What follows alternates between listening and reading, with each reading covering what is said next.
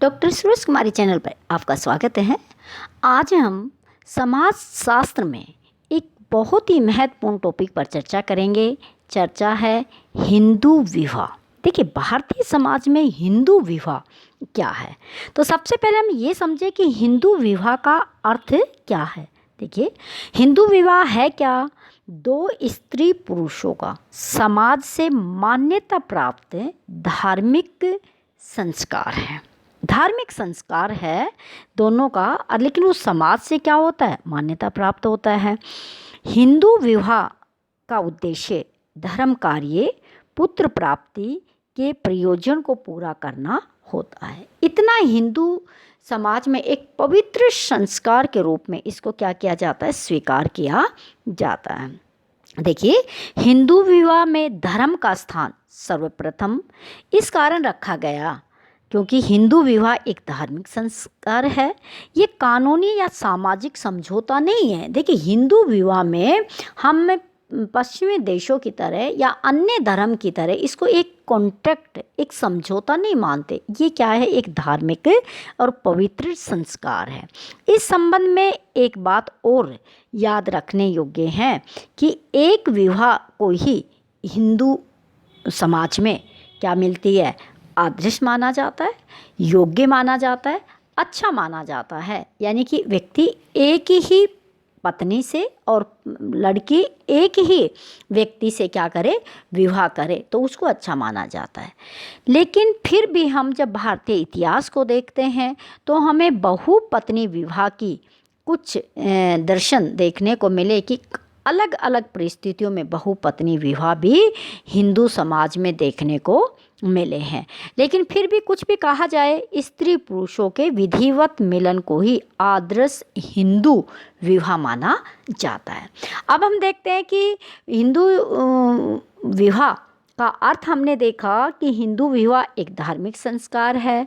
ये क्या होता है? एक ही जिंदगी में एक ही बार विवाह, एक पुरुष एक स्त्री से, एक स्त्री एक पुरुष से विवाह करते हैं और अपने जितने भी समाज से संबंधित, परिवार से संबंधित काम है उनको बड़े अच्छे तरीके से उत्तरदायित्व के साथ उनको निभाते हैं। तो उसको हम क्या कहते हैं? एक आदर्श हिंदू विवाह कहते हैं। अब हम देखते हैं कि भारत का इतिहास बड़ा लंबा रहा है, राजा महाराजाओं का इतिहास भी रहा है। तो हम ये देखते हैं कि भारत में हिंदू विवाह के कितने स्वरूप हैं और उनमें से कौन से स्वरूप को ज़्यादा महत्व दिया जाता है, ज़्यादा अच्छा माना जाता है। तो ये टॉपिक बड़ा इंटरेस्टिंग है और ज़रूरी नहीं है कि ये समाजशास्त्र के विद्यार्थी ही पढ़े। समाज का हर एक व्यक्ति इन परंपराओं के बारे में क्या करे? समझे। तो देखिए, हिंदू विवाह के प्रकार यानी कि स्वरूप कैसा है। तो देखिए, सबसे पहले ब्रह्म विवाह। देखिए, ब्रह्म विवाह प्राचीन समय में भारत में होता था। और ब्रह्म विवाह है क्या? देखिए, इसमें क्या होता है कि विद्वान वर को घर आमंत्रित किया जाता है। यानी कि जो गुणवान होता है वर, उसको घर बुलाया जाता है, उसे वस्त्र व अन्य सामान के साथ और एक सुसज्जित कन्या को दान देने की बातें कही गई है। तो उसे हम क्या कहते हैं? ब्रह्म विवाह कहते हैं। यानी कि लड़का सर्वगुण संपन्न होता है, उसको घर आमंत्रित किया जाता है और फिर उसको और दान दक्षिणा कन्या को देकर और लड़की को विदा किया जाता है। इस प्रकार के विवाह में कन्या के माता पिता या अन्य संरक्षक हो सकते हैं, उसी के समान योग्य वर चुनते हैं और उसे एक निश्चित दिन उसके मित्रों तथा परिवार के सदस्यों के साथ बुलाया जाता है और फिर अन्न, वस्त्र तथा सामान आदि सहित कन्या का दान उस व्यक्ति को कर देते हैं। इस प्रकार के विवाह को पूर्ण रूप से क्या माना? एक धार्मिक संस्कार का होना माना जाता है कि धार्मिक संस्कारों में जब भी सही, जब कन्या का दान उस व्यक्ति को कर देते हैं तो वो पूर्ण रूप से एक धार्मिक संस्कार हो जाता है।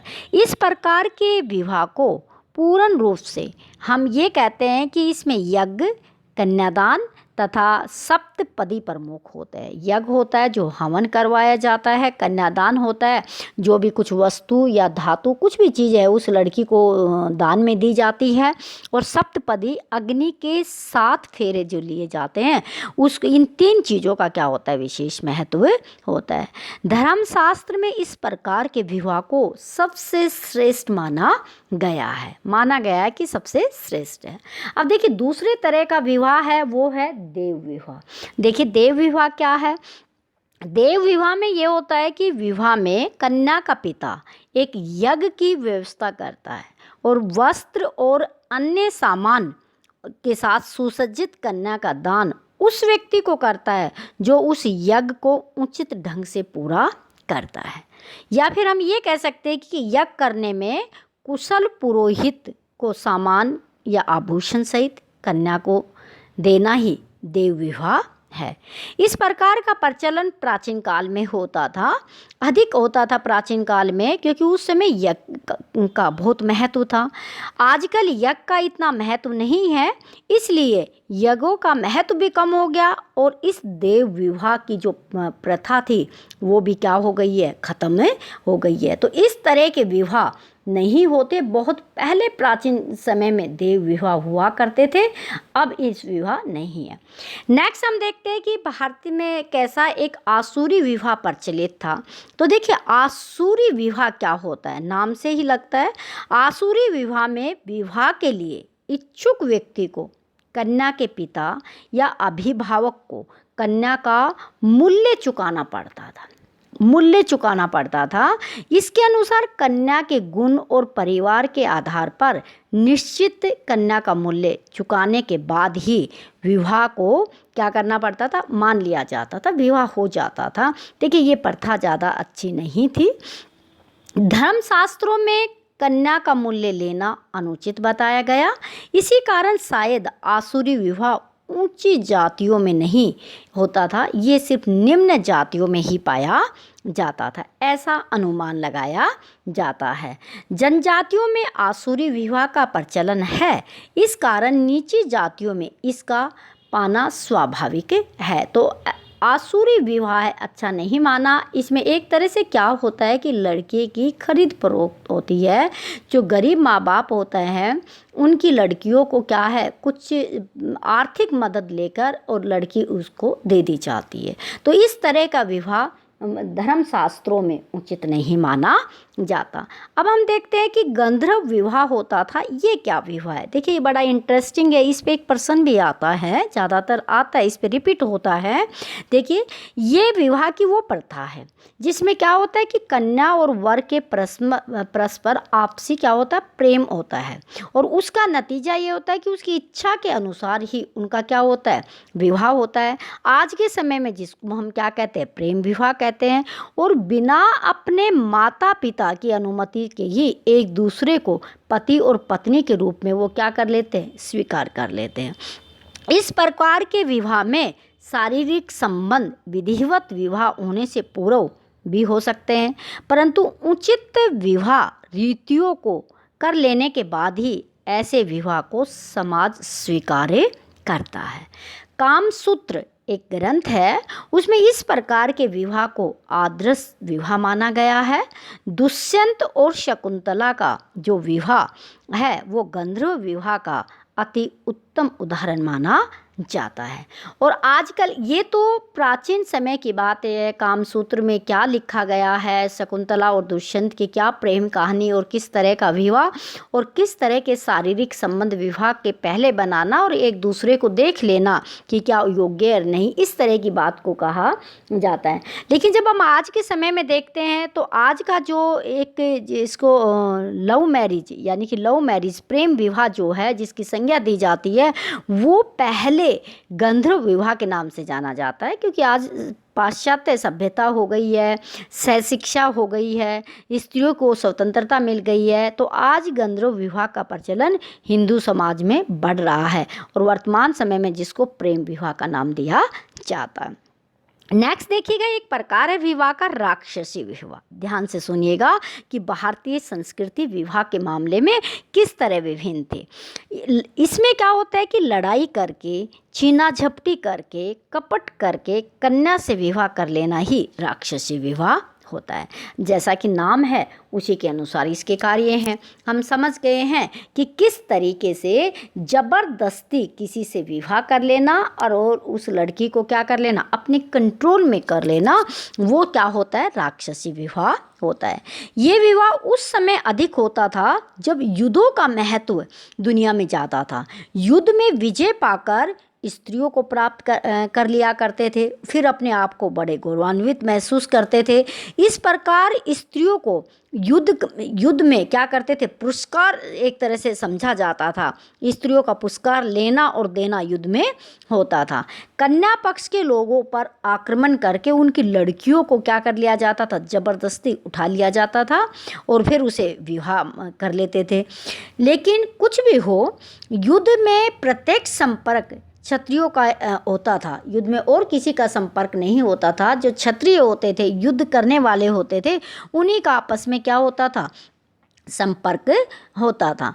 और उसके बाद विवाह विशेष रूप से क्षत्रियों में ही आपस में हुआ करता था। इसे छात्र विवाह भी कहते थे। पृथ्वीराज चौहान जो थे, उनके द्वारा संयोगिता को हरण किया और हरण करके उससे विवाह किया, तो उसको राक्षसी विवाह का उदाहरण माना जाता है। आज प्राचीन काल की तरह छोटे छोटे युद्ध नहीं होते हैं और ना ही इस तरह के विवाह का प्रचलन होता है। तो इसमें पृथ्वीराज चौहान संयोगिता का उदाहरण हम ले सकते थे। राक्षसी विवाह में गंधर्व में शकुंतला और दुष्यंत का उदाहरण ले सकते हैं। आर्ष विवाह क्या है, देखिए एक बहुत अलग विवाह है, इसका नाम हमें सुनने को नहीं मिलता। आर्ष विवाह का संबंध ऋषि शब्द से है। पहले ऋषि लोग प्राय विवाह के संबंध में बड़े उदासीन रहते थे, विवाह नहीं करते थे। इसीलिए विवाह करने के इच्छुक ऋषि को अपने ससुर को एक गाय, एक बैल या फिर इनके 2 जोड़े देने पड़ते थे, ताकि ये प्रमाणित हो जाए कि ऋषि ने अब विवाह बंधन को स्वीकार कर लिया है, विवाह करने का पक्का निर्णय ले लिया है।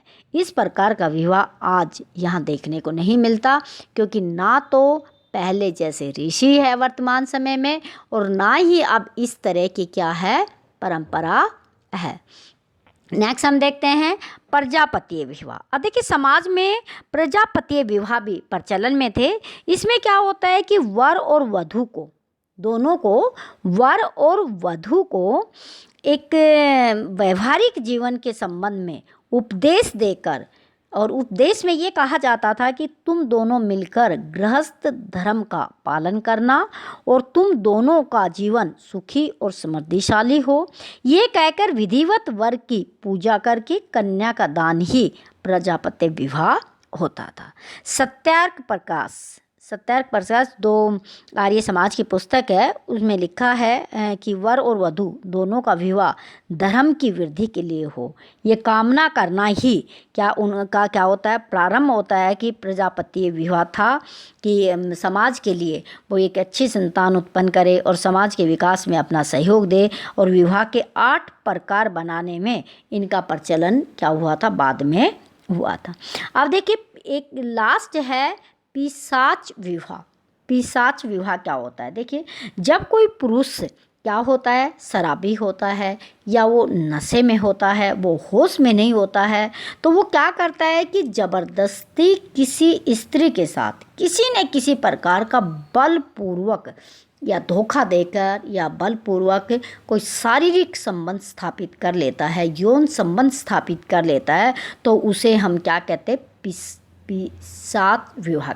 पिशाच विवाह कहते हैं। ये विवाहों का समाज पर बुरा प्रभाव पड़ता है। इसे विवाह संस्कार को पूरा करने के बाद फिर बाद में ये गलत शारीरिक संबंध किसी स्त्री से जब कर लिया जाता है, फिर उसका विवाह संस्कार किया जाता है, उसके पश्चात उसको स्वीकार कर लिया जाता है, जिसे पुरुष को क्या होता है, काम वासना का शिकार होने के फलस्वरूप उस लड़की का जीवन नष्ट हो जाए। किंतु समाज में इस प्रकार के विवाह को अत्यंत निम्न कोटि का माना जाता है और ये हे दृष्टि से देखा जाता है। लेकिन इस तरह के विवाह आजकल समाज में इस तरह की घटनाएं तो होती है, लेकिन विवाह के रूप में वो क्या होती है, बहुत कम प्रचलित होती है। तो देखिए, भारतीय समाज में अलग अलग तरह के धर्म हमेशा से क्या है, रहे हैं। और ये जो धर्मों का इनका स्वरूप है वो प्राचीन भारतीय संस्कृति है। आज उन्हीं का स्वरूप अलग अलग नामों से हमारे सामने आ रहा है। तो देखिए, जो हिंदू धर्म में गंधर्व विवाह, जिसको आज प्रेम विवाह के नाम से जाना जाता है, और कई कई जगह पिशाच विवाह भी होते हैं। ये विवाह जो प्रचलित है, तो अब देखा जाए कि ब्रह्म विवाह हिंदू धर्म में क्या होता है, सबसे पवित्र माना जाता है। तो विवाह का वर्गीकरण भारतीय संस्कृति की झलक विवाह में भी मिलती है। विवाह अपने आप में क्या है, एक सामाजिक संस्कार है।